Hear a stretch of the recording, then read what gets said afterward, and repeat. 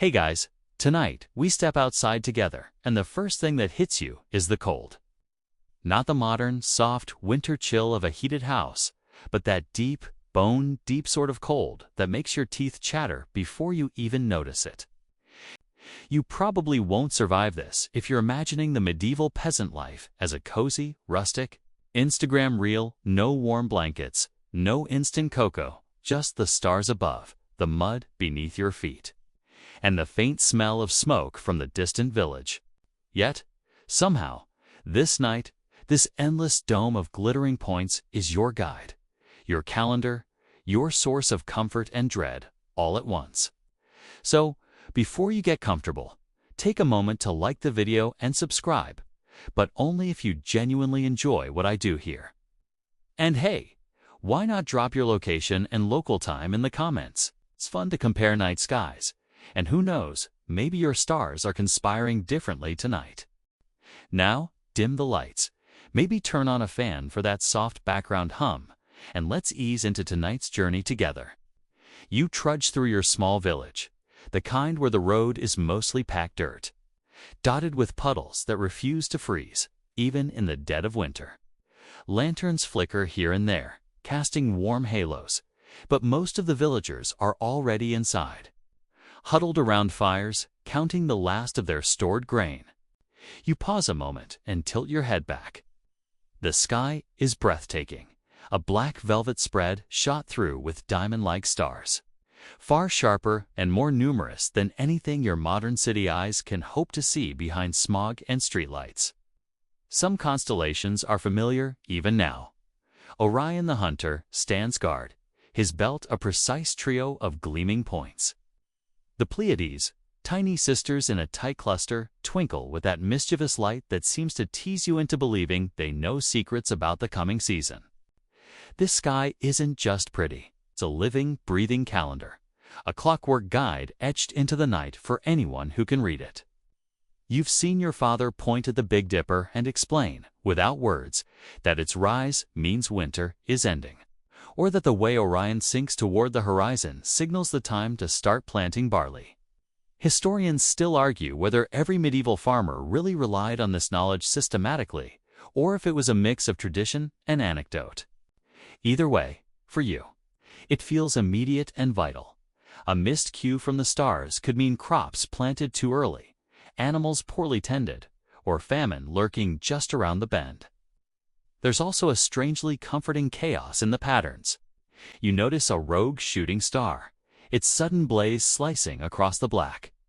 In your village, some say that's a wandering soul, others that it's a sign of good luck in the fields. Fringe beliefs float around like this all the time. One neighbor swears that if you whisper your sheep's names to the shooting star, they'll produce fatter lambs. You can't help a smirk, but you mutter the names anyway, because superstition, even at the edge of reason, feels like insurance against the unpredictable cruelty of harvests and weather. You wander a little closer to the village green, where a few lingering figures, mostly old men and women, sit on benches or lean on worn fences, staring skyward. One points to a faint haze around a bright star and says it's the lantern of St. Elmo, a harbinger of storms. Another laughs and calls it a giant's eye blinking. Historians still argue whether these celestial phenomena were standard across regions or entirely idiosyncratic, passed from one old storyteller to another.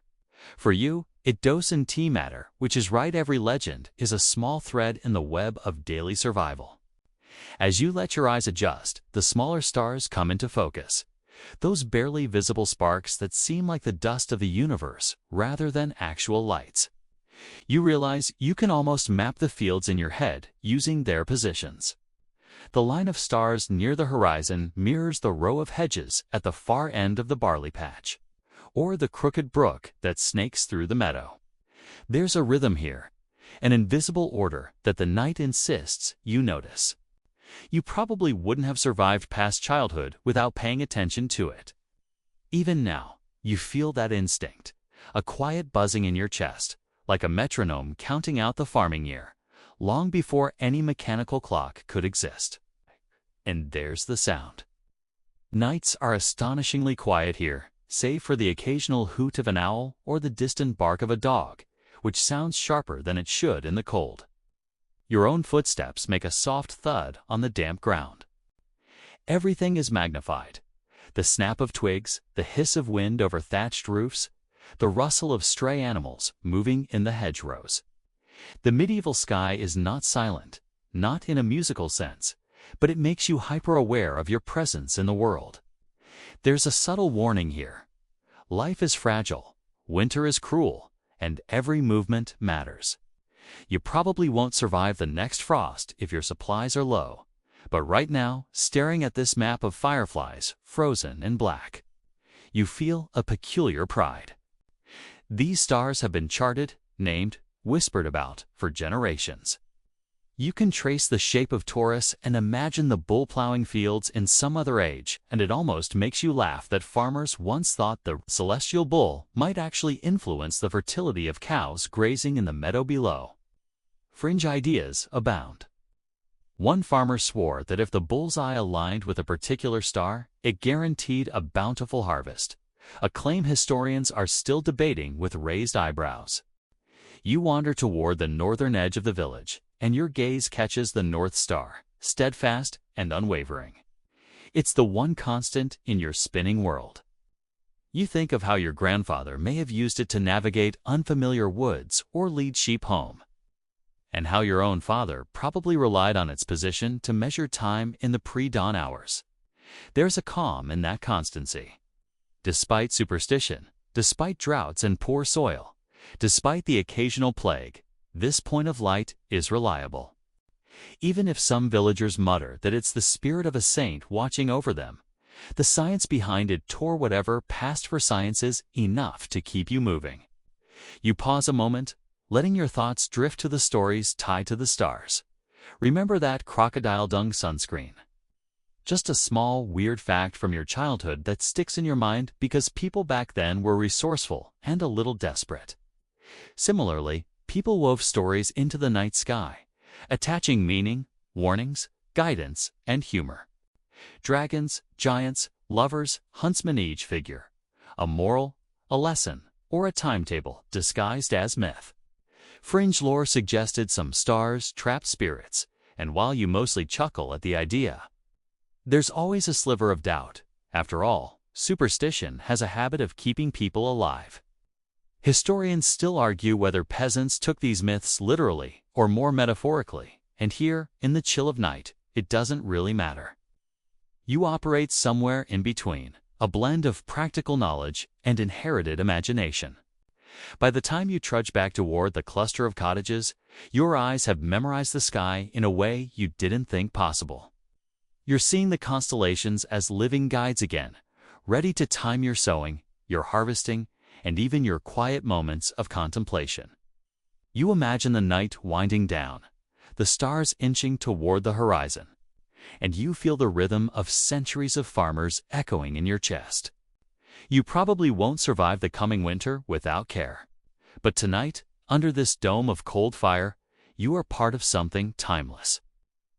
The stars are not just above you, they are intertwined with every breath you take, every plan you make, and every fear you quietly carry.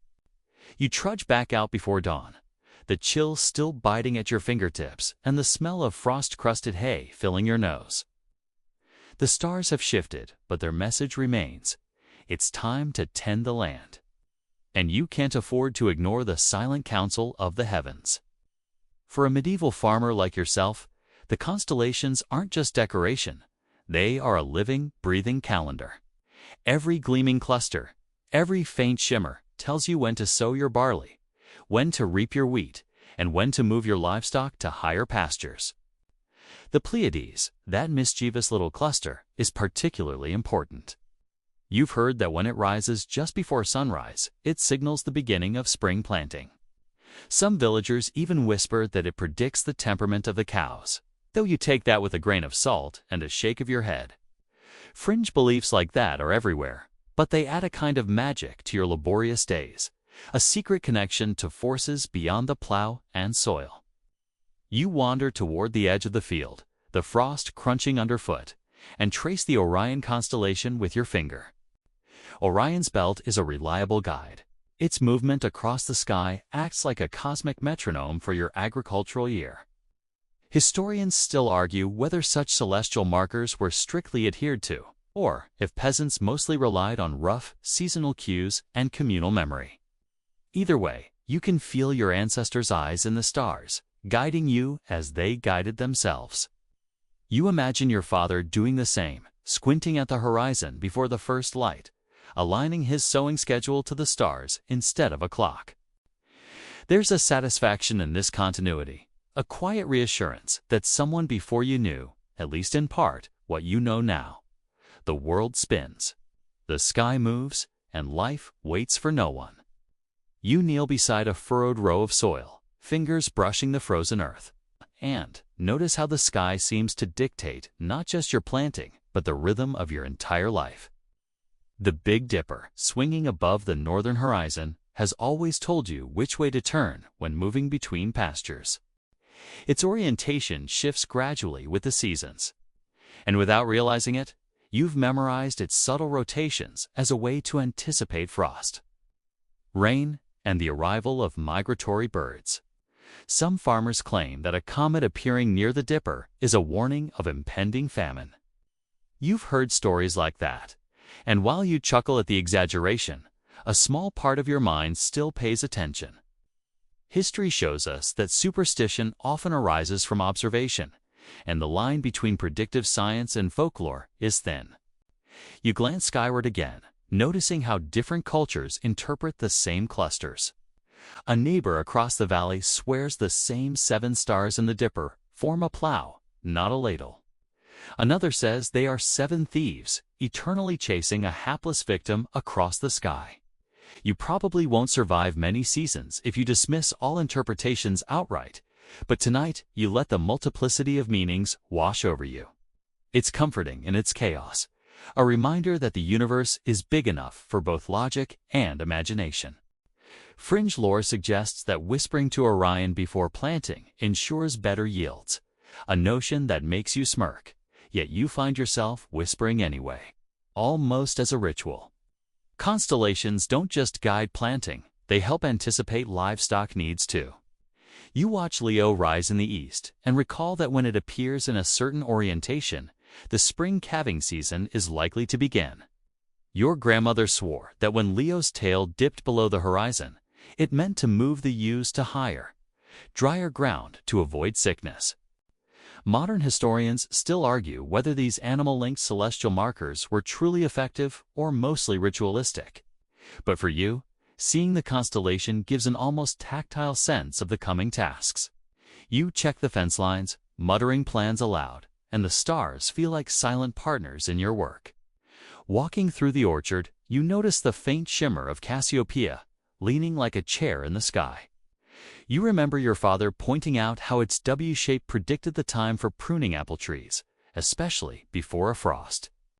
There's a practical rhythm here, a line pruning with the stars, a line planting with the Pleiades, a line livestock movements with Leo.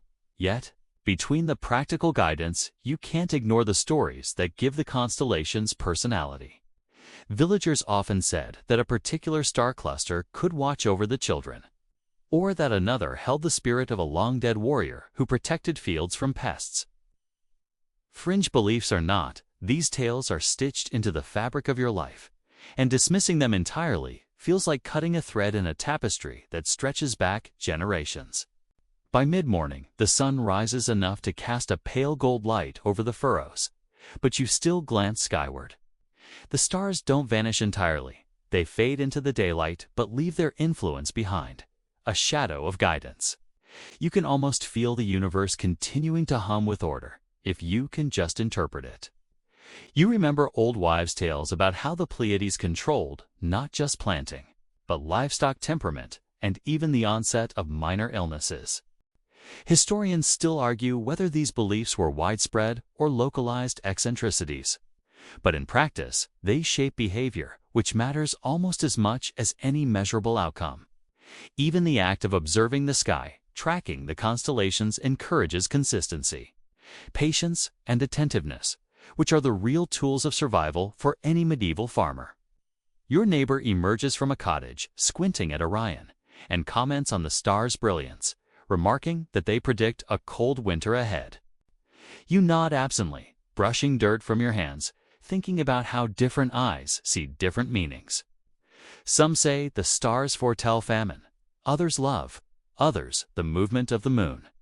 Fringe interpretations abound, and yet each carries weight in the village because ignoring them can be social as much as practical. The scholars still debate whether peasants truly followed these celestial cues, or whether they functioned more as communal storytelling, a shared rhythm for the laboring life. For you, it's a bit of both. The stars guide tasks, and the tales give you hope and context for those tasks. By midday, your work in the fields is punctuated by moments of skywatching. You pause to squint at the slowly rotating constellations, noting subtle shifts in position. It's almost meditative, a reminder that the universe has its own cadence, which you must respect if you hope to thrive. You think about how your ancestors probably did the same, perhaps while balancing infants on their hips or while mending a torn net for sheep. Constellations like Orion and Leo aren't just decorations, they are instruments, finely tuned over centuries to measure time, predict natural cycles, and even influence behavior. Fringe lore aside, there is an undeniable practicality embedded in this skywatching. Awareness of the stars trains your mind to notice subtle changes in light, in temperature, in soil moisture, in wind direction. By afternoon, the sun climbs high and the stars fade further, but you keep one eye on the horizon. The constellations have done their work for the morning they've guided your sowing, signaled which animals need attention, and reminded you of when to shift tasks to avoid frost or overwork. You smile, thinking about how absurd it might seem to a modern person, relying on specks of light millions of miles away to manage barley and livestock. Yet there's a strange wisdom in it, a layered intelligence that combines observation, memory, and myth. Some constellations carry moral lessons, others carry weather warnings, and all of them carry the quiet insistence that time moves forward, whether you notice it or not. By evening, as you begin to round up the livestock, the first stars start to reappear, faintly, teasing you with their glimmer. You notice familiar patterns, Orion's belt already rising again, and the Pleiades sparkling faintly on the eastern horizon. It's a gentle reminder that the sky is a clockwork system, always rotating, always counting out the hours and seasons for anyone willing to look. Fringe beliefs, like whispering to stars to improve crop yield, linger in your mind. And you mutter a small, ironic thank you to the heavens while driving sheep back to shelter. Historians still argue whether peasants truly believed such rituals literally, or whether they were symbolic acts meant to soothe anxiety. But in practice, the sky shapes your day whether you fully understand it or not. As night falls, you pause again under the blanket of stars, feeling the chill settle deeper into your bones. You probably won't survive the coming winter without diligence, but tonight, constellations are your companions, your teachers, and your storytellers. You trace Orion one last time, imagining the hunter marching across your fields, the Pleiades twinkling with advice, and Leo watching over the animals. Each cluster has its lesson, its quirk, its reminder that the medieval sky was more than decoration, was survival, art, and story, all wrapped into one. You take a deep breath, feeling the rhythm of centuries of farmers echoing in your chest, and step toward home, ready to follow the stars again tomorrow. The moon rises slowly, casting a pale silvery light over your fields, and you pause, hand on the rough wooden gate, marveling at how much attention it demands from a medieval farmer. Lunar phases aren't just pretty, they are a working tool, an ancient scheduler embedded in the natural world, and for you, their influence is almost tactile. You remember your father explaining, long ago, that the waxing moon is ideal for planting leafy crops like cabbage and lettuce, while the waning moon favors root vegetables like carrots and parsnips. You probably won't survive many seasons without keeping track of the moon's rhythm, because ignoring it isn't just bad for crop sits, potentially disastrous for livestock as well. Some villagers swear that certain moon phases make ewes more fertile or cause chickens to lay more eggs. A fringe belief that historians still debate as either superstition or practical observation. You kneel in the frost-hardened soil, brushing your fingers against the stubborn dirt, and trace the subtle shadows the moonlight throws across the landscape. There's a rhythm here, one that the stars only hint at. The rise and fall of the moon dictates how you manage irrigation, when you turn the compost, and even how you plan nighttime chores. Blood moons are particularly interesting. You've heard villagers mutter that their appearance signals extraordinary fertility or impending disaster. Fringe, though it may seem, these rare lunar events are remembered with care and ritual, just in case. Some scholars argue that peasants exaggerated the moon's effects because it offered a sense of control in a world that often felt helpless. For you, it's simpler. Observing the moon makes the day's tasks feel ordered, almost like a heartbeat, and following it is comforting, if occasionally mysterious. You notice a faint halo around the moon, and remember the old tale that it is the protective glow of a celestial shepherd, watching over the fields. You probably won't survive long if you dismiss these small myths entirely, because they carry practical advice dressed in story. For example, seeing a halo often coincides with incoming rain, which can save a harvest if you're attentive. Fringe beliefs aside, these little stories encode observational knowledge passed down through generations, an oral science of sorts. You find it charming that peasants long ago combined superstition and observation. So seamlessly, history is full of arguments about how rational or irrational such practices were, but for you, it simply works. Walking toward the barn, you glance up and notice that the moon is slightly higher than last night, the waning crescent casting elongated shadows over the livestock. You think about the careful timing required for breeding animals, and how many of these practices are guided by lunar cycles. Sheep, cows, and even poultry are believed to respond to moonlight, an idea that may seem whimsical but has some grounding in biology. Historians still argue whether medieval farmers' awareness of these cycles was empirical or more a matter of collective tradition. But you observe it carefully, because ignoring the timing can mean lower fertility, sickness, or even lost animals. It's an odd partnership: human perception, folklore, and natural rhythms all interacting in ways that seem simultaneously mystical and practical. By the time you reach the orchard, the moon is high and bright enough to illuminate every gnarled branch, and you pause to consider the timing for pruning. The crescent phase, your grandmother once explained, is perfect for snipping small branches because sap levels are lower, reducing the chance of disease. Some villagers insist that performing these tasks under a full moon is lucky, a fringe notion that leads to midnight pruning parties awkwardly romantic, mostly inconvenient, and probably a safety hazard. Historians still debate how much these practices influenced actual crop yields, but you don't mind. The rituals themselves give you a rhythm to follow, and that counts for a lot when survival depends on timing and routine. You wander through the fields, observing the frost glinting in the moonlight. Lunar calendars also dictate when to plant certain medicinal herbs, like chamomile and valerian, because the moon supposedly affects their potency. You chuckle at the idea that a plant's power depends on phases of a celestial body. Yet you've witnessed older villagers swear by it. Fringe beliefs like this persist alongside practical observations. Some herbs really do benefit from timing, related to moisture and sunlight cycles, and the moon acts as a convenient marker. Historians argue whether the lunar planting system was scientifically effective or primarily symbolic, but as a medieval farmer, you don't have time to quibble. The knowledge works, whether literally or metaphorically. The sky continues to unfold above you, and you notice how the moon interacts with the constellations you rely on for broader seasonal planning. Pleiades, rising just before dawn, and Orion, sliding toward the horizon, work in tandem with the lunar phases to guide your agricultural year.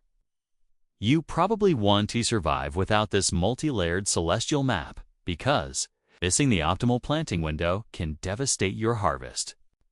Fringe beliefs suggest you can whisper to the moon to influence livestock behavior or encourage faster growth, and you find yourself doing it half in jest, half in hope. Scholars still debate whether these were literal instructions or cultural practices that reinforced attention to natural cycles. But either way, the ritual reinforces awareness, which is invaluable. You notice a neighbor quietly setting up scarecrows under the moonlight. Their movements seem exaggerated, almost theatrical, and you realize the ritualistic aspect of these chores, the careful timing. The gestures, the whispers to the stars and moon serves both superstition and practical protection. The full moon makes the shadows stretch long and thin across the fields, allowing you to spot predators like foxes or stray dogs. Fringe beliefs, like invoking lunar blessings for the scarecrow's protection, linger in your mind. Yet their practical effect, being vigilant under moonlights, is undeniable. Historians argue whether these rituals influenced real agricultural success. But for you, the night's illumination makes your work easier and your heart slightly braver. You pause at a small pond, reflecting the moon perfectly, and note how its phases guide fishing and water management. Some villagers swear that fish are more likely to bite under certain lunar conditions, while others suggest that pond levels should be adjusted based on the moon's pull. You probably won't survive ignoring such cues, because timing affects not just crops but all resources, including water and protein sources. Fringe lore, like leaving offerings in the water during a full moon, persists, and while it seems quaint, it reminds you that your ancestors respected cycles they could not control. Historians still debate whether these practices were widespread or mostly local eccentricities, but the rhythm is undeniable, and you follow it instinctively. By midnight, your chores are mostly done, and you sit on a stone wall, legs dangling, eyes on the moon drifting slowly across the sky. You think about planting, livestock, pruning, and water management, tall, guided by its phases. There's a strange satisfaction in aligning human effort with celestial mechanics. Fringe beliefs, mystical stories, and practical observation coexist seamlessly in your world. The waxing, full, and waning moon serves as both tool and teacher, a soft, glowing reminder that the universe operates on rhythms older and larger than any one human life. Historians continue to debate the literal versus symbolic influence of lunar cycles, but for you, the moon's pull is undeniable, shaping your days, your nights, and your very survival. As you trudge back to the cottage, the moonlight casting long, cold shadows, you feel the rhythm of centuries of farmers in your chest. Each phase has guided hands before yours. Each whisper to the heavens echoes the quiet hope that life will endure. You probably won't survive the next few harsh seasons without diligence and attentiveness. Yet there's solace in knowing that even under a cold, indifferent sky, timing, observation, and ritual create a kind of order. The moon, like the stars, becomes more than a celestial body. It's a partner in your labor, a witness to your struggles, and a quiet counselor for every decision you make in the fields. The sky hangs low and heavy tonight, thick with clouds and the promise of rain. And you trudge across the frozen field, boots sinking slightly into mud softened by yesterday's drizzle. Whether reading is not a luxury for you, is a lifeline, medieval farmers, yourself included, rely on every subtle sign in the heavens to predict what the day, week, or month might bring. You squint at the edge of the clouds, noting their color, density, and movement. And try to remember the old adage your grandfather muttered in your ear as you trudged beside him through ankle-deep snow. Red sky at night, shepherd's delight. Red sky in morning, shepherd take warning. Historians still argue whether such weather lore was truly effective, or mostly mnemonic devices passed down to keep children engaged while carrying buckets of water. But here, under this churning sky, it feels very real. You probably won't survive if you ignore these signs, because misjudging rain or frost could ruin your crops, drown seedlings, or leave your livestock scrambling for shelter. There's a fringe belief floating through the village that comets portend a year of poor harvest. which you notice sparks quiet whispers among neighbors gathered by the hearth. Some swear that a comet's tail points directly toward the field most in danger, an idea so fanciful that it makes you laugh, but the murmur of anxiety is contagious. The practical lesson remains: look up, interpret what you see, and act accordingly. Observation and superstition are inseparable in your world, and both can save or endanger you depending on how you read the signs. You pause to note the movement of the planets, tiny dots weaving slow arcs across the sky, their paths almost imperceptible to the untrained eye. Jupiter is bright tonight, and you remember that old farmers said its appearance foretold a mild winter or favorable hay yield. Venus, near the horizon, glimmers like a lantern, supposedly heralding a warm spell. Fringe astrology intertwines with meteorology here, and historians still debate how widespread such practices were among peasants as opposed to the literate elite. You shrug and make mental notes anyway. You've found over the years that these observations often coincide with subtle environmental cues that the ancients encoded into folklore. Like a practical double-check wrapped in myth, you trudge closer to the barn, noting the smell of wet hay and the faint sound of water trickling from the eaves. Your father once explained that if clouds form in certain shapes around the North Star or the Big Dipper, it can indicate an incoming storm. You probably won't survive ignoring these visual cues because storms can flood fields, damage buildings, and even injure livestock. Fringe ideas abound.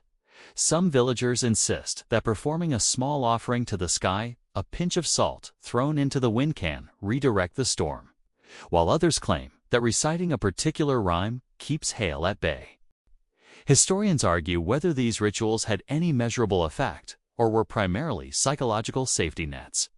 But the act itself reinforces attentiveness and communal vigilance, which is practically priceless. Walking past the livestock, you notice the animals themselves seem to sense the shift in the weather. Cows huddle together under the barn overhang. Sheep move restlessly in their pens. You have learned to read their behavior as much as the sky, because animals react to pressure changes and subtle shifts in wind before you even see a change in the clouds. There's a certain comfort in the echo of generations. Your ancestors watched these same reactions and learned patterns that could save lives and livelihoods. Some fringe beliefs suggest that the animal's behavior is guided by spirits or omens, while historians still argue whether medieval weather reading relied more on folklore or empirically observed natural signals. For you, it doesn't matter much. Both approaches result in survival if interpreted wisely. You glance upward and notice a faint glimmer breaking through the clouds. It's a star, barely visible, but its position helps you orient yourself. Even in overcast skies, you've memorized the celestial positions enough to find your way, a skill passed down through centuries of farmers and shepherds. Some fringe beliefs claim that the North Star can call forth wind if whispered to properly, a notion that earns you a quiet chuckle as you secure a stubborn gate. Scholars continue to debate how much practical navigation relied on stars in regions where visual cues from the landscape were more immediate, but you can see both sides. The stars offer guidance, and the stories ensure attention is paid, which is what matters. Your gaze shifts to the horizon, noting that the clouds have taken on a deep, bruised purple, the color of bruised plums left too long in the cold. This is a classic sign of incoming rain, and you recall your father instructing you to secure tools, check the animals, and cover the seeds before the downpour begins.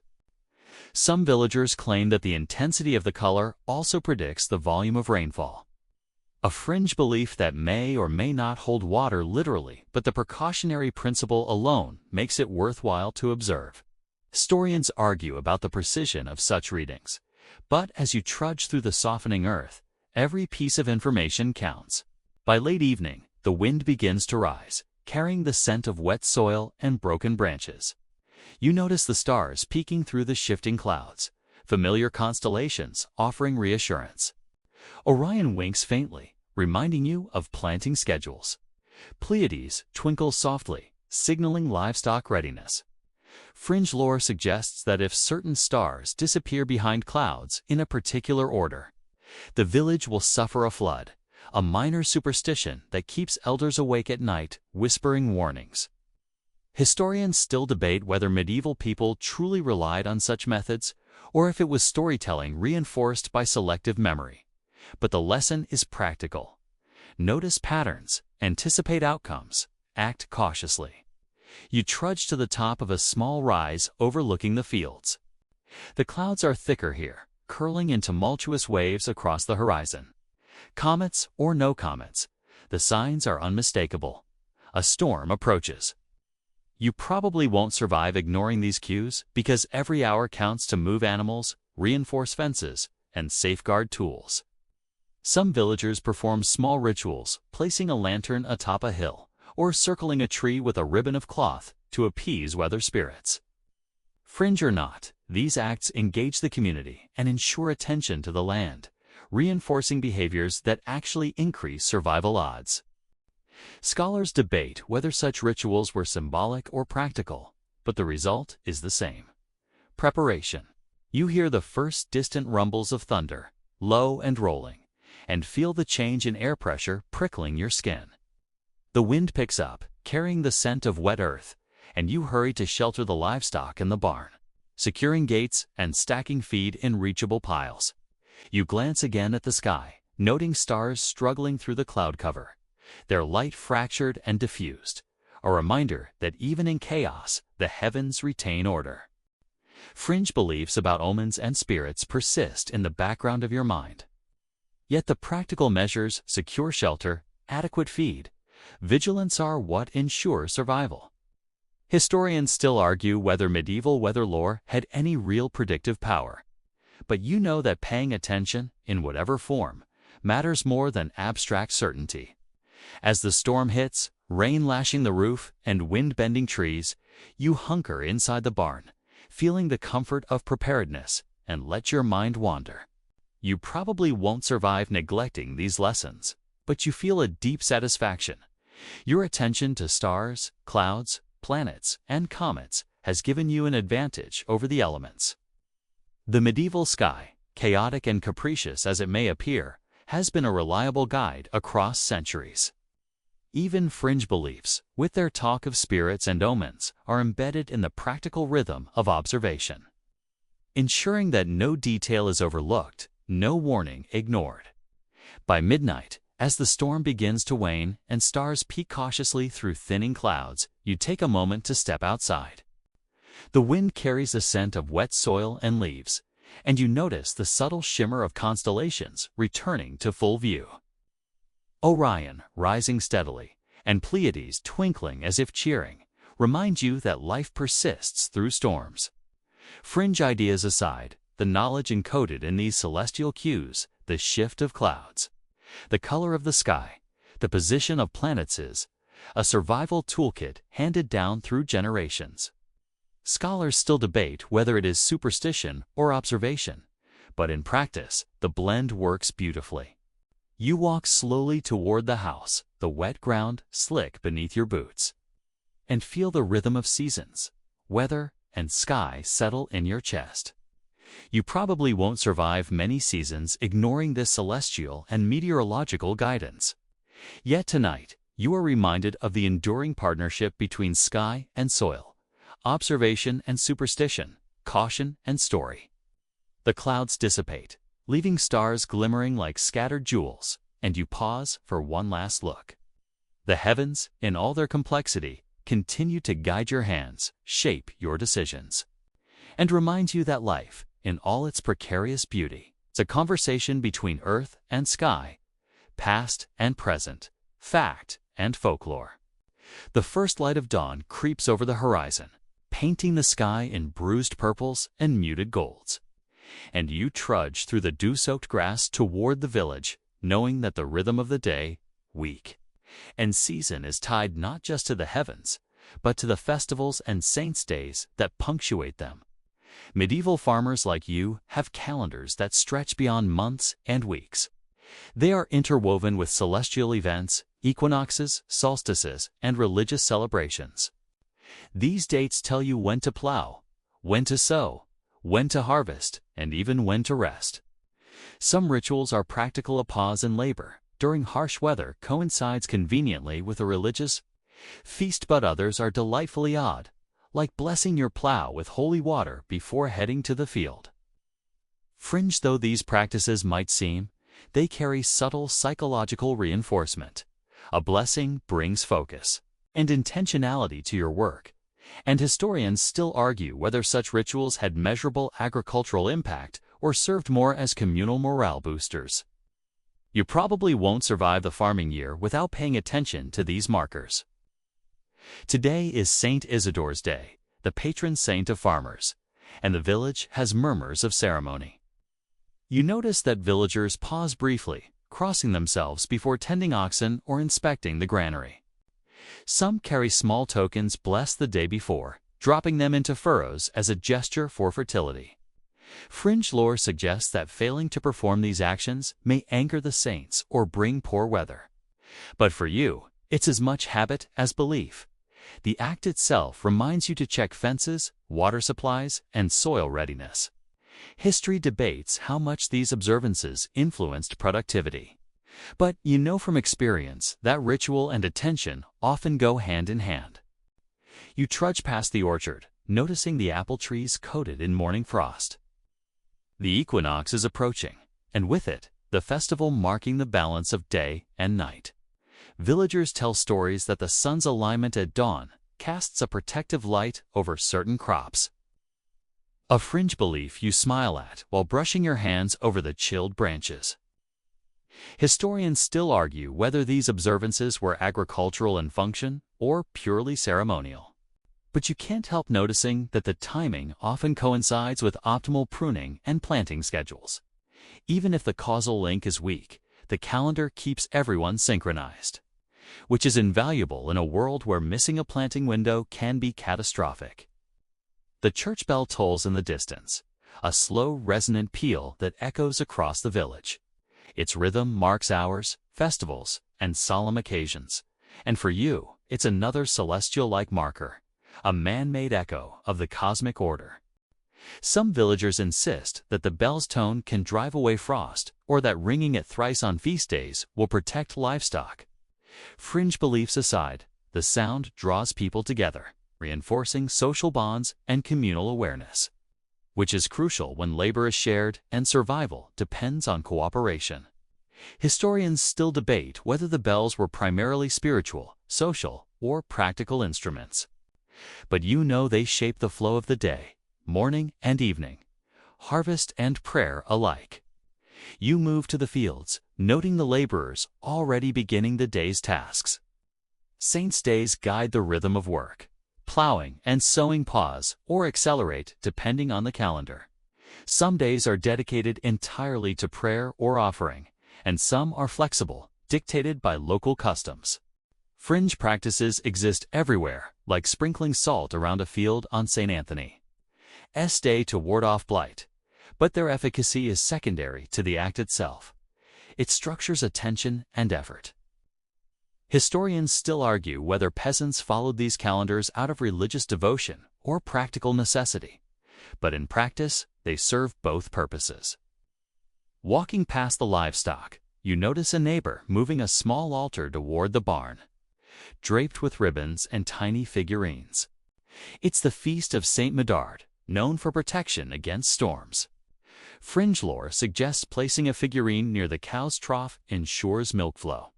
More practically, it signals to the community that attention should be paid to shelters and fencing. Historians still debate the extent to which these rituals affected outcomes versus simply promoting careful observation. But you notice that the result is the same: safety and preparedness. The act of marking the festival makes everyone alert, which is often more effective than the ritual itself. By mid-morning, the sun climbs high, warming the frost from the earth. You pause near a row of barley and reflect on how festivals anchor your labor. Harvest times, particularly for grains, are dictated not just by weather and soil, but by saintly calendars. Odd practices abound. In some villages, a small loaf is left in the field as an offering to ensure good yield, or prayers are recited to the constellation most closely associated with agriculture. Fringe beliefs like these may not influence sunlight or rainfall, but they encourage meticulousness, attention to small details, and communal awareness. Scholars continue to debate the degree of effectiveness, but you've seen that repetition and ritual foster attentiveness, and attentiveness produces results. You notice children helping with chores while carrying tiny tokens of blessing from the church. These rituals, though simple, embed lessons about time, responsibility, and care. And they connect labor to larger rhythms. Fringe beliefs suggest the stars themselves guide these actions, with constellations aligning with saints' days for optimal planting or animal care. You probably won't survive ignoring these overlaps because they encode centuries of observation. Historians argue whether these practices were rational, magical, or merely symbolic. But the result is identical: guidance, timing, and structure in a chaotic world. By afternoon, the equinox festival begins. Villagers gather briefly in the churchyard, offering a quiet blessing to the earth, the animals, and the tools. Some fringe practices involve leaving small coins in the soil or tapping plows against stones to awaken spirits. You smile, remembering an old tale that the act awakens the favor of the sky, though you mostly see it as reinforcing communal awareness. Historians still argue how much such observances were purely ceremonial versus having tangible agricultural effects. But you know from experience that marking these times creates structure, focus, and cohesion, vital for survival and productivity. The sun sets in muted reds and purples, and you trudge toward the barn, noticing that the constellations slowly emerge, waiting to resume their work in guiding, planting, and livestock. The combination of saints' days, festivals, and celestial markers forms a layered system of timekeeping and attention that helps you navigate the agricultural year. Fringe beliefs, mystical stories, and practical measures are inseparable. Historians debate whether the connection between festivals and farming was strictly utilitarian or deeply symbolic. But in your life, the integration is seamless. You probably won't survive the next planting season without heeding these cycles, so you pause to take one last look at the horizon, absorbing the lessons of the day and the festival that marks it. Ready to let tomorrow's sun and stars continue the guidance your ancestors began. The stars have begun to pierce the evening sky again, tiny sparks against a deepening velvet backdrop, and you trudge across the frozen field, feeling the rough crunch of frost underfoot, knowing that tonight's work is guided not just by soil or weather, but by the strange and intricate web of astrology that medieval farmers quietly consulted. Astrology isn't the exclusive domain of kings or scholars. You, a peasant, have inherited fragments of charts, planetary lore, and star alignments passed down through generations. Some villagers have small wooden astrolabes or scratch diagrams, while others rely entirely on memory and oral instruction. You probably won't survive the year if you ignore these celestial guides, because timing, planting, pruning, and even breeding of livestock according to the stars has been a subtle but persistent thread in village life. Fringe beliefs flourish here. Some insist that Mercury's position predicts when cows will give milk, or that Venus rising in the east signals fertility in the hens. Historians still argue whether astrology was genuinely influential among peasants or largely a symbolic practice borrowed from nobility. But for you, it works as both guide and story. You pause at the edge of the orchard and glance up at the heavens. Orion stands tall, its belt now nearly vertical, while bright Jupiter gleams low on the horizon. You recall instructions whispered by your grandfather: when Jupiter peers past Orion, tend the sheep, for lambing soon follows. Fringe, though it seems, the timing is remarkably consistent. You probably won't survive ignoring the careful observation of these planetary positions, because animals and crops respond to subtle environmental cues which these celestial markers help you interpret. Some villagers insist that ignoring these alignments angers unseen forces or invites misfortune. Historians still argue whether medieval farmers actually followed planetary charts closely, or whether the advice was mostly narrative reinforcement of empirical observation. Either way, tonight you follow it instinctively. Walking toward the barn, you notice a neighbor setting up a crude chart on a fence post, depicting the zodiac signs and planetary positions. Children hover nearby, their breath visible in the cold, absorbing fragments of the knowledge like sponges. Fringe practices abound, drawing astrological signs on plows, chanting specific phrases during sowing aligned with Mars, or leaving small offerings beneath certain trees when Saturn's crescent appears. Scholars still debate how common these rituals were and whether they had tangible effects, but the value lies in attentiveness. Aligning work with celestial cycles, real or imagined, trains focus, coordination, and a sense of timing skills essential for survival. You crouch near a patch of barley, tracing the sky as your father once instructed. Venus is rising now, casting a soft glow that seems to imbue the field with a strange warmth. You probably won't survive ignoring the implied cues. Venus rising might suggest optimal watering schedules or indicate the timing for sowing a companion crop, as folklore advises. Fringe tales suggest whispering to the planet to improve yields or fertility among animals. You do it anyway, partly for amusement, partly because ritual keeps the mind alert and the hands busy. Historians still argue whether astrology was practical or ceremonial, yet for you, it's inseparable from the rhythm of labor. Night deepens, and the wind rustles the bare branches of the orchard. You notice Saturn hovering low, distant yet steady. Your grandmother once explained that its position is favorable for planting root vegetables, as the stars supposedly influence moisture in the soil. Fringe beliefs suggest placing a small stone on the northern edge of a field to attract Saturn's favor. Scholars argue whether these measures were intended literally or symbolically. But the outcome is a subtle kind of attentiveness. You double-check furrows, assess soil, and pace your planting in ways that increase survival odds. Ignoring such rhythms might not invoke literal cosmic displeasure, but it could mean misaligned planting schedules or neglected crops, and you probably won't survive the year if you ignore these cues. You trudge past the livestock, noting their calm behavior as you consult your mental chart. The stars guide not just crops, but animals, influencing your decisions about feeding, shelter, and breeding. Fringe tales suggest that Mars rising encourages strength and vitality in cows, while the moon governs fertility.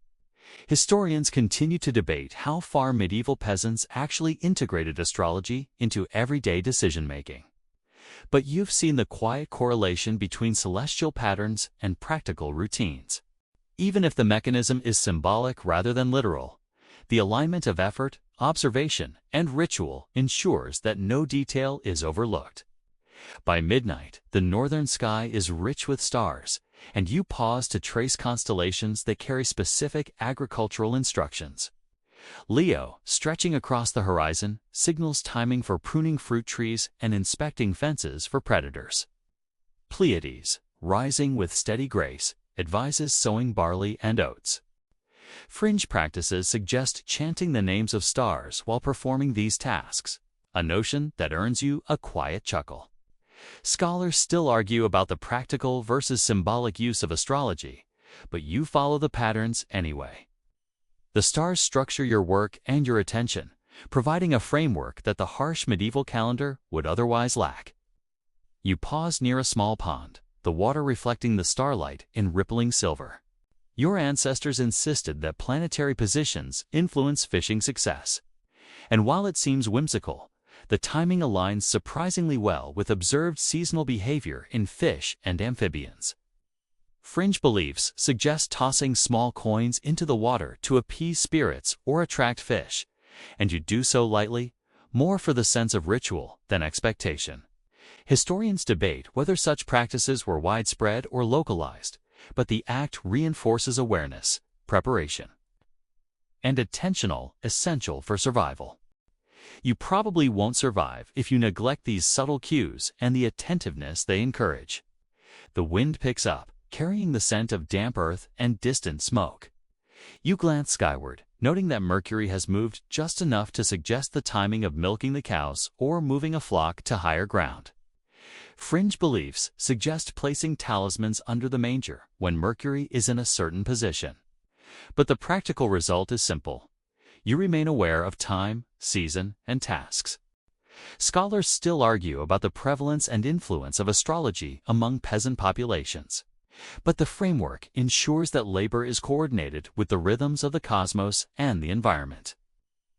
As the night deepens toward early morning, you pause in the orchard again, taking stock of the day's work and planning for the morrow. You probably won't survive many seasons without these celestial cues, because alignment with planetary and stellar cycles ensures your tasks, planting, pruning, feeding, and guarding are performed at the most favorable times. Fringe beliefs, rituals, and chants linger in your mind like echoes of long-dead ancestors, guiding your hands and sharpening your senses. Historians still debate the extent to which medieval peasants truly believed or acted upon astrological advice. But in practice, it structures your attention and labor, which in a harsh, unpredictable world is nearly as valuable as luck or skill. You trudge back toward the village, stars overhead shimmering with quiet constancy, and feel the rhythm of centuries of observation, myth, and ritual settle into your bones. The planets, constellations, and lunar phases have guided your work, provided timing, and even offered a subtle comfort that your ancestors understood the same sky. You probably won't survive ignoring these celestial guides, but following them transforms labor into a dance. Weaving practical knowledge, folklore, and observation into a coherent living system. Tonight, as you step across frost-crusted ground, you realize that astrology is less about prophecy than preparation, less about magic than attentiveness, and that the stars, planets, and moon are partners in the quiet, rigorous art of survival. The stars have begun to pierce the evening sky again, tiny sparks against a deepening velvet backdrop, and you trudge across the frozen field, feeling the rough crunch of frost underfoot, knowing that tonight's work is guided not just by soil or weather, but by the strange and intricate web of astrology that medieval farmers quietly consulted. Astrology isn't the exclusive domain of kings or scholars. You, a peasant, have inherited fragments of charts, planetary lore, and star alignments passed down through generations. Some villagers have small wooden astrolabes or scratch diagrams, while others rely entirely on memory and oral instruction. You probably won't survive the year if you ignore these celestial guides, because timing, planting, pruning, and even breeding of livestock according to the stars has been a subtle but persistent thread in village life. Fringe beliefs flourish here. Some insist that Mercury's position predicts when cows will give milk, or that Venus rising in the east signals fertility in the hens. Historians still argue whether astrology was genuinely influential among peasants or largely a symbolic practice borrowed from nobility. But for you, it works as both guide and story. You pause at the edge of the orchard and glance up at the heavens. Orion stands tall, its belt now nearly vertical, while bright Jupiter gleams low on the horizon. You recall instructions whispered by your grandfather: when Jupiter peers past Orion, tend the sheep, for lambing soon follows. Fringe, though it seems, the timing is remarkably consistent. You probably won't survive ignoring the careful observation of these planetary positions, because animals and crops respond to subtle environmental cues which these celestial markers help you interpret. Some villagers insist that ignoring these alignments angers unseen forces or invites misfortune. Historians still argue whether medieval farmers actually followed planetary charts closely, or whether the advice was mostly narrative reinforcement of empirical observation. Either way, tonight you follow it instinctively. Walking toward the barn, you notice a neighbor setting up a crude chart on a fence post, depicting the zodiac signs and planetary positions. Children hover nearby, their breath visible in the cold, absorbing fragments of the knowledge like sponges. Fringe practices abound, drawing astrological signs on plows, chanting specific phrases during sowing aligned with Mars, or leaving small offerings beneath certain trees when Saturn's crescent appears. Scholars still debate how common these rituals were and whether they had tangible effects, but the value lies in attentiveness. Aligning work with celestial cycles, real or imagined, trains focus, coordination, and a sense of timing skills essential for survival. You crouch near a patch of barley, tracing the sky as your father once instructed. Venus is rising now, casting a soft glow that seems to imbue the field with a strange warmth. You probably won't survive ignoring the implied cues. Venus rising might suggest optimal watering schedules or indicate the timing for sowing a companion crop, as folklore advises. Fringe tales suggest whispering to the planet to improve yields or fertility among animals. You do it anyway, partly for amusement, partly because ritual keeps the mind alert and the hands busy. Historians still argue whether astrology was practical or ceremonial, yet for you, it's inseparable from the rhythm of labor. Night deepens, and the wind rustles the bare branches of the orchard. You notice Saturn hovering low, distant yet steady. Your grandmother once explained that its position is favorable for planting root vegetables, as the stars supposedly influence moisture in the soil. Fringe beliefs suggest placing a small stone on the northern edge of a field to attract Saturn's favor. Scholars argue whether these measures were intended literally or symbolically. But the outcome is a subtle kind of attentiveness. You double-check furrows, assess soil, and pace your planting in ways that increase survival odds. Ignoring such rhythms might not invoke literal cosmic displeasure, but it could mean misaligned planting schedules or neglected crops, and you probably won't survive the year if you ignore these cues. You trudge past the livestock, noting their calm behavior as you consult your mental chart. The stars guide not just crops, but animals, influencing your decisions about feeding, shelter, and breeding. Fringe tales suggest that Mars rising encourages strength and vitality in cows, while the moon governs fertility. Historians continue to debate how far medieval peasants actually integrated astrology into everyday decision-making. But you've seen the quiet correlation between celestial patterns and practical routines. Even if the mechanism is symbolic rather than literal, the alignment of effort, observation, and ritual ensures that no detail is overlooked. By midnight, the northern sky is rich with stars, and you pause to trace constellations that carry specific agricultural instructions. Leo, stretching across the horizon, signals timing for pruning fruit trees and inspecting fences for predators. Pleiades, rising with steady grace, advises sowing barley and oats. Fringe practices suggest chanting the names of stars while performing these tasks, a notion that earns you a quiet chuckle. Scholars still argue about the practical versus symbolic use of astrology, but you follow the patterns anyway. The stars structure your work and your attention, providing a framework that the harsh medieval calendar would otherwise lack. You pause near a small pond, the water reflecting the starlight in rippling silver. Your ancestors insisted that planetary positions influence fishing success. And while it seems whimsical, the timing aligns surprisingly well with observed seasonal behavior in fish and amphibians. Fringe beliefs suggest tossing small coins into the water to appease spirits or attract fish, and you do so lightly, more for the sense of ritual than expectation. Historians debate whether such practices were widespread or localized, but the act reinforces awareness, preparation, and attentional essential for survival.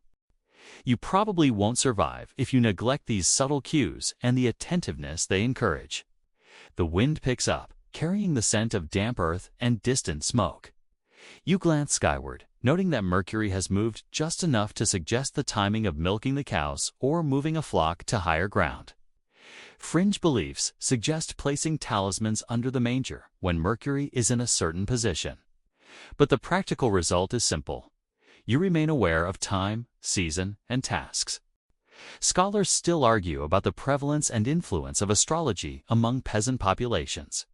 But the framework ensures that labor is coordinated with the rhythms of the cosmos and the environment. As the night deepens toward early morning, you pause in the orchard again, taking stock of the day's work and planning for the morrow. You probably won't survive many seasons without these celestial cues, because alignment with planetary and stellar cycles ensures your tasks, planting, pruning, feeding, and guarding are performed at the most favorable times. Fringe beliefs, rituals, and chants linger in your mind like echoes of long-dead ancestors, guiding your hands and sharpening your senses. Historians still debate the extent to which medieval peasants truly believed or acted upon astrological advice. But in practice, it structures your attention and labor, which in a harsh, unpredictable world is nearly as valuable as luck or skill.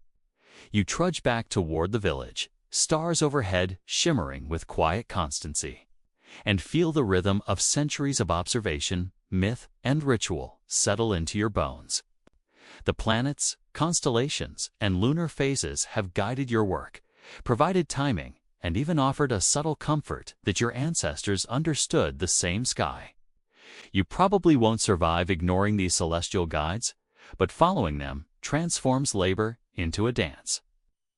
Weaving practical knowledge, folklore, and observation into a coherent living system.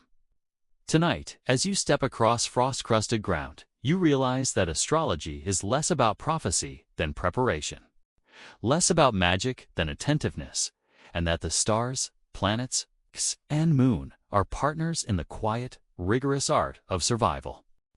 The chill of early winter seeps into your bones as you trudge along the path toward the northern fields, boots crunching over frost-crusted earth. And you can't help but notice the sky overhead.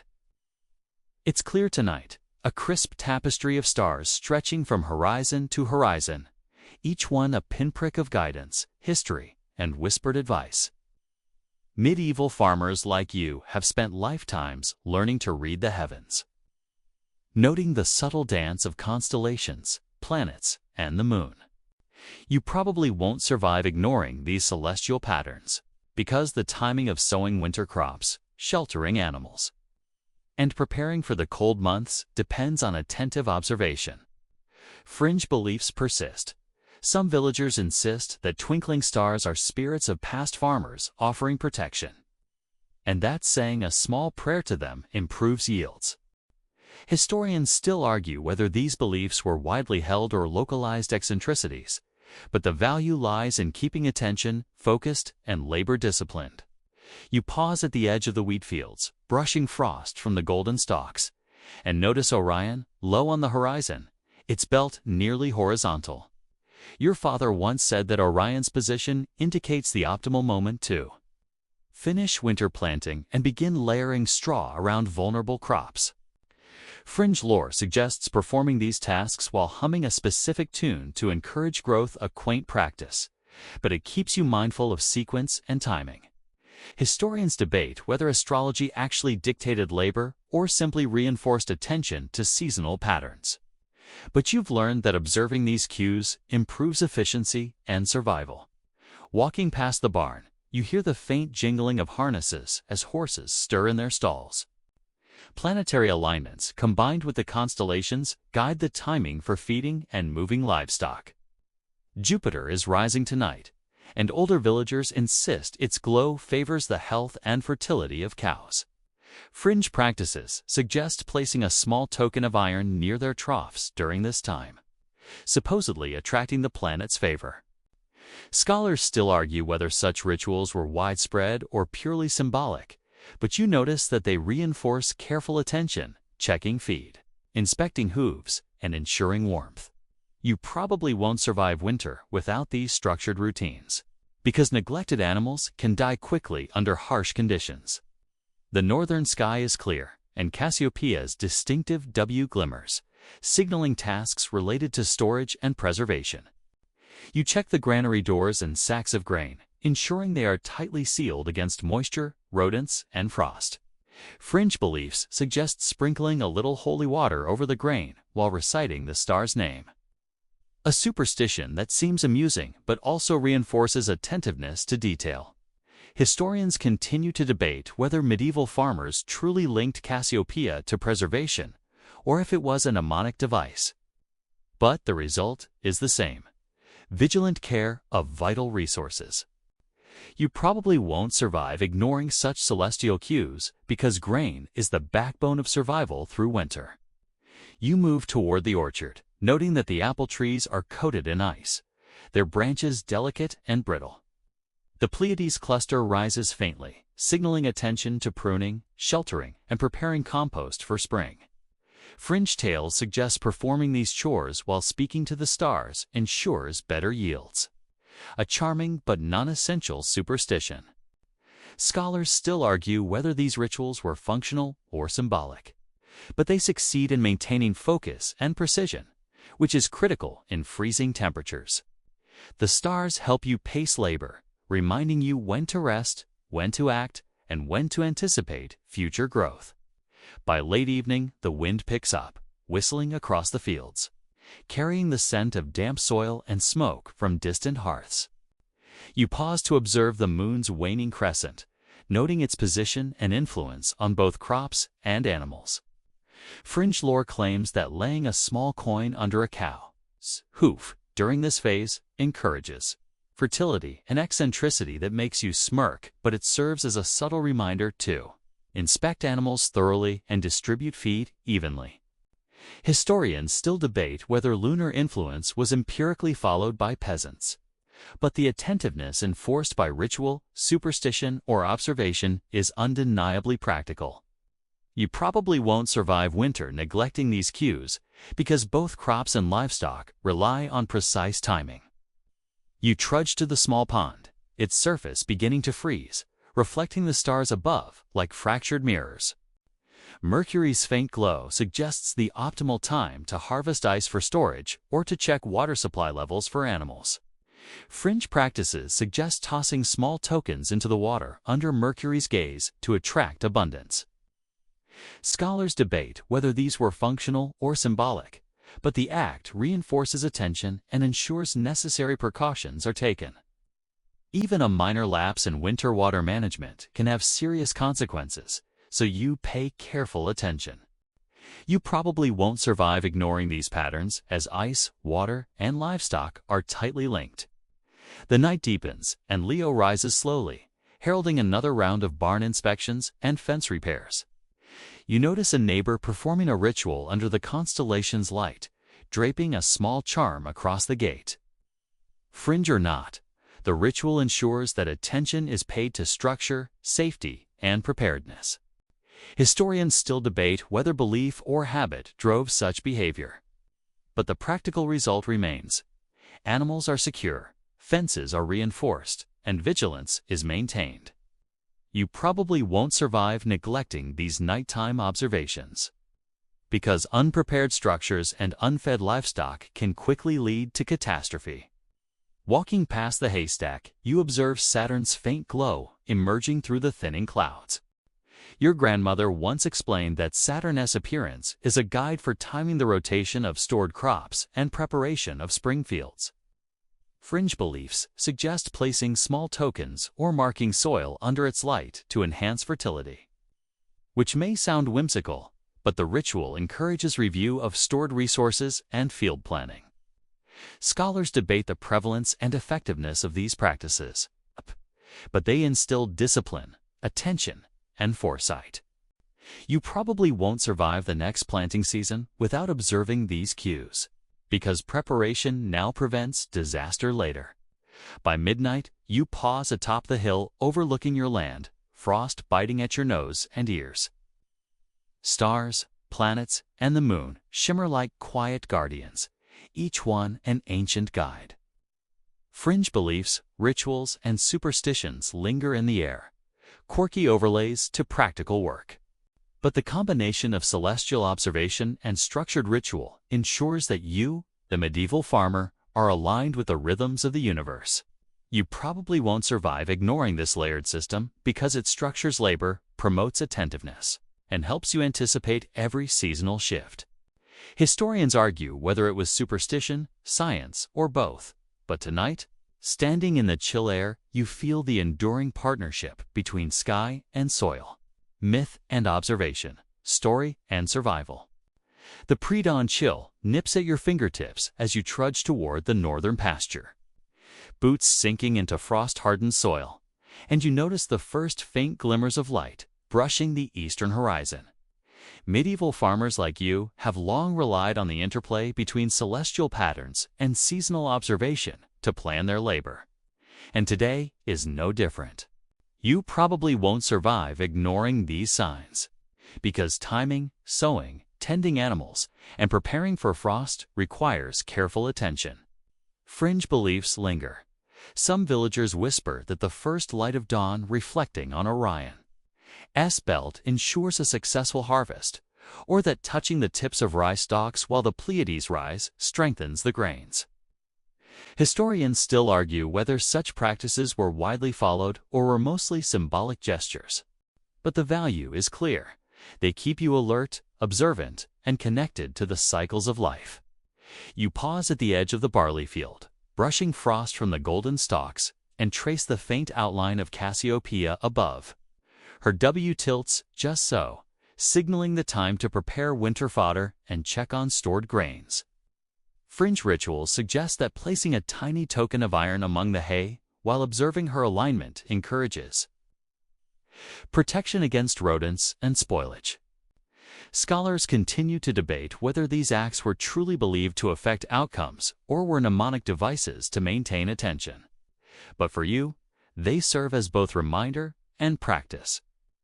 You probably won't survive winter without such careful observation, because neglecting storage can mean catastrophic loss of food and fuel. The distant church bell tolls, its resonance carrying across the frosty valley. Bells are more than spiritual tools. They coordinate human activity, mark labor cycles, and offer early warnings of storms or dangers. Some villagers claim that the tone can protect livestock or ensure fertility, a fringe belief that seems quaint but reinforces careful attention. Historians argue about the extent to which bells replaced or supplemented celestial observation. But you notice that combining both creates a more reliable daily rhythm. Ignoring either could result in delayed preparation, poorly timed work, or overlooked risks. You trudge past the orchard, noting that the apple trees glisten with frost, branches bending slightly under the weight. The Pleiades are rising faintly, indicating timing for pruning, mulching, and checking compost piles. Fringe lore suggests that whispering the names of stars while performing these tasks ensures stronger growth and better harvests. Scholars continue to debate whether medieval farmers believed these instructions literally or followed them as structured guidance. But the effect is consistent. The ritual encourages meticulousness and careful timing, which is critical in a harsh climate. You probably won't survive ignoring these cues, because missing this window could damage delicate trees or expose them to winter disease. Walking to the pond, you notice the thin layer of ice starting to form along the edges. Lunar phases, combined with star positions, inform fishing schedules and water management. Mercury's rising indicates the optimal time to check the pond for trapped fish and ensure that water sources for livestock remain accessible. Fringe practices suggest tossing a small coin into the water as an offering to spirits or planets for abundance. A ritual that may seem whimsical, but ensures that you pay close attention to ice thickness and water quality. Historians still debate whether these beliefs were widespread or symbolic. But the attentiveness they enforce is undeniably practical. By mid-morning, the sun breaks over the horizon, illuminating frost-crusted fields and signaling a flurry of activity. Jupiter gleams brightly in the east, said to favor the health and fertility of livestock. Fringe beliefs suggest leaving small talismans under troughs or stables during its rise, a practice that seems eccentric. Yet the underlying benefit is focus on feeding, cleaning, and monitoring animals. Historians still argue whether astrology directly influenced farming practices, but attentive farmers consistently saw positive outcomes simply by performing careful daily routines. You probably won. Survive ignoring these combined celestial and ritual cues because timing and diligence govern survival in winter. The wind carries the scent of damp earth and smoke from distant hearths. And you pause to check the fences and gates, ensuring no weak points could allow wandering livestock or predator intrusion. Leo rises slowly in the north, signaling attention to structural maintenance. Fringe stories insist that performing small charms under its light wards off foxes and wolves. Blending superstition with preparation. Scholars debate whether these rituals were practical or symbolic, but they enforce vigilance. And you probably won't survive neglecting them because unprotected animals can die overnight. You trudge toward the barn, noting Saturn's faint, distant glow. Older villagers claim its alignment guides the rotation of stored crops and preparation for spring planting. Fringe rituals suggest marking soil or arranging tools under Saturn's light to encourage fertility, a practice that seems amusing yet reinforces organization and attentiveness. Scholars continue to debate the prevalence and utility of such measures. But the practical result is clear. Crops are checked, fields are mapped, and winter planning is underway. You probably won't survive ignoring these cues because preparation now ensures survival and productivity later. As the night deepens, Orion, Pleiades, and Cassiopeia dominate the sky, their patterns repeating the ancient instructions for labor, timing, and attention. Fringe rituals, chants, and minor offerings overlay practical observation with storytelling, reminding you to pace, work, check animals, and maintain focus. Historians still argue whether these practices were largely symbolic or functional, but the outcome is the same: attentiveness, structured labor, and increased chances of survival. You probably won't survive ignoring this intricate combination of celestial, ritual, and practical guidance. By midnight, you pause atop the frost-covered hill, taking stock of the fields, livestock, and stored crops. The stars, moon, and planets shine like silent sentinels, guiding every action. Fringe beliefs and rituals linger, quirky overlays to observation and labor, but they reinforce attentiveness, rhythm, and foresight. Medieval farmers like you probably won't survive ignoring this system because it structures labor, promotes vigilance, and aligns human effort with the natural world. Historians debate whether this is superstition, science, or both, but in practice, it is survival, observation, and tradition intertwined. Standing in the silent night, you feel the invisible threads connecting soil, stars, and centuries of knowledge settling into your chest, and you continue onward, guided by the rhythms that have shaped life for generations. The first hint of dawn bleeds along the horizon, softening the edges of the fields, and you trudge along the frozen earth, boots crunching, hands stuffed into worn gloves, knowing that today is the culmination of weeks of labor, observation, and attentiveness. Medieval farmers like you read the world as a conversation between the soil, the weather, the stars, and the rhythm of festivals. You probably won't survive ignoring these intertwined signals, because the slightest misstep, a late sowing, neglected fence, or unfed animal can ripple into months of hardship. Fringe beliefs linger in the village. Some swear that the North Star dictates the direction of Frost's bite, and that sprinkling holy water under its gaze ensures crops' survival. Historians still argue whether such stories were widely believed or primarily symbolic, but the practical effect is undeniable. They enforce attention, structure, and ritualized caution. You pause at the edge of the barley field, brushing frost from the golden stalks, and note the Pleiades cluster faintly rising in the eastern sky. Your grandfather taught you that this alignment signals the time for final winter sowing, inspecting stored grain, and checking fences. Fringe practices suggest whispering a blessing to the stars while performing. These tasks a superstition that makes you smile, but it ensures that every action is deliberate.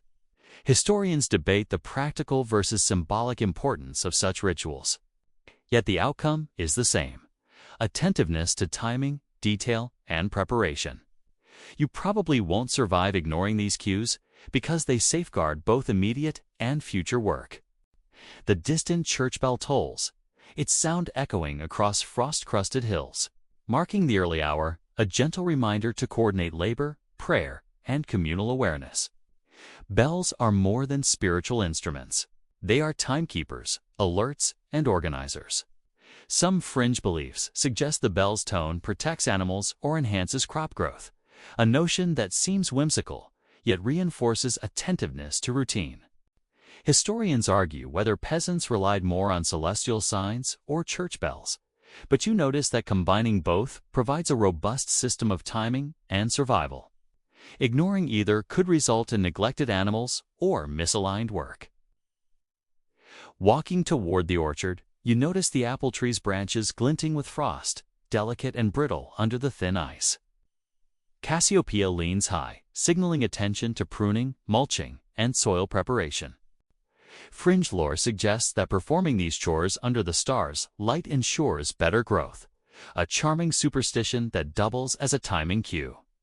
Scholars still debate whether medieval farmers believed this literally or followed it as structured guidance, but it instills focus, precision, and care. You probably won't survive ignoring these cues. Because improper winter maintenance can damage trees, reduce yield, and leave food supplies vulnerable. You move toward the barn, the wind carrying the scent of smoke and frozen earth. Jupiter shines brightly in the east, said to favor livestock health. Fringe practices suggest placing a token of iron under troughs or stables to attract the planet's blessing. A charming, if unproven, ritual. Historians still argue whether astrology guided peasant labor in a meaningful way, but the attentiveness it enforces, checking feed, inspecting animals, maintaining warmth, is undeniably practical. You probably won't survive ignoring these patterns because well-fed, healthy livestock are the backbone of survival in the cold months. By mid-morning, the sun illuminates frost-crusted fields, revealing intricate patterns left by wind. Footprints, and the ice's slow melting. Saturn rises in the north, signaling rotation of stored crops, checking of barns, and preparation for spring planting. Fringe rituals suggest marking soil or arranging tools under Saturn's light for prosperity. A practice that may seem whimsical, yet it reinforces methodical planning and vigilance. Scholars debate whether these practices were functional or symbolic.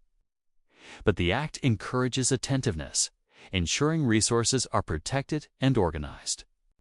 You probably won't survive ignoring this guidance because preparation now prevents disaster later.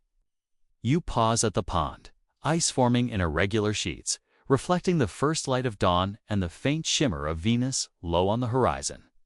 Venus's rising is said to signal timing for sowing companion crops and assessing soil quality. Fringe beliefs suggest speaking a small blessing while performing these tasks, a ritual that doubles as mindfulness practice. Historians still argue whether the alignment with Venus had practical agricultural implications or was mostly symbolic, yet the attentiveness it fosters is essential for survival. Ignoring the timing of lunar and planetary cues could result in poorly timed planting or missed opportunities for crop care. The wind carries the scent of pine and thawing frost as you trudge toward the northern fields. Leo climbing high, signaling inspection of fences, barns, and shelter for livestock. Fringe lore insists that minor charms or rituals performed under Leo's rise protect against predators. Scholars debate whether belief or habit motivated such behavior, but the outcome is clear. The work gets done. Fences are reinforced, and vigilance is maintained. You probably won't survive ignoring these signals, because neglected infrastructure can result in lost animals, damaged crops, and disrupted winter preparation. By late evening, the northern sky is punctuated with stars, planets, and the faint glow of the moon. Mercury rises, prompting a review of stored grain, movement of animals, and maintenance tasks that ensure stability through the night. Fringe tales suggest tossing small tokens into the fields under Mercury's glow to attract abundance, a ritualistic nudge toward attentiveness and care. Historians debate whether astrology and superstition truly guided peasant labor. But the practical effect is obvious: attention, focus, and thoroughness in preparation, which directly affect survival. You probably won't survive ignoring these celestial markers, because each observed cue ensures readiness for both night and future days. As midnight settles, you pause atop a frost-covered hill, surveying fields, orchards, ponds, and barns. The glow of stars reflecting in ice, frost, and distant windows. The stars, planets, and moon offer guidance, rhythm, and reassurance. Fringe rituals, chants, and minor offerings overlay practical observation with storytelling, ensuring careful attention. Historians debate whether these practices were superstition, science, or a combination, but in practice, they work. You probably won't survive ignoring this network of celestial, ritualistic, and practical guidance because it structures labor, promotes vigilance, and aligns your efforts with the rhythm of the world. Standing in the quiet night, you feel the centuries of accumulated knowledge and observation settle into your bones, ready to carry you safely through another season.